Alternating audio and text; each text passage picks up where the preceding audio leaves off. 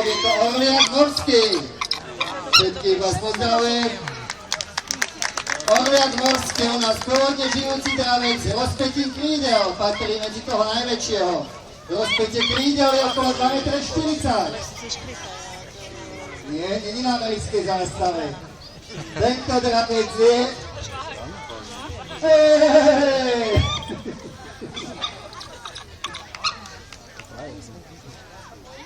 Na Slovensku je registrovaný okolo 12 mesiacich párov, hniezdy na Dunaji, hniezdy na Liptovskej Mame. Na dobedňašom vystúpení som počul, že aj na Domaši, čo môže byť pravda, je registrovaný 12 mesiacich párov. Neviem, či si myslíte, že je to veľa málo. Ja vám to poviem, že je to akurát, lebo rozlohou má je okolo 40 až 60 km štvorcových. Takže vlastne všetky lokality, kde by takéto dravce alebo orly hniezdiť mohli, sú už obsadené.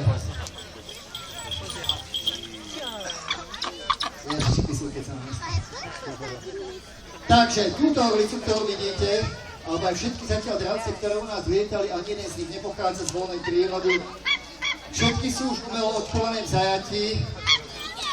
Je to minimálne druhá až tretia generácia. Aj túto orlicu, ktorú vidíte, bola odchovaná v zoologickej záhrade v Belgicku.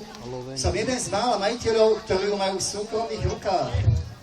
Nakoľko sme aj s touto orlicou zapojení v projekte na vypúšťanie mláďat do voľnej prírody.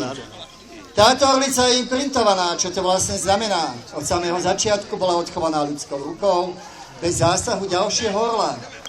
Takže vlastne počas tej chovnej sezóny v tej voliere toho samca orla musím robiť ja. Neberte to tak, ako počujete.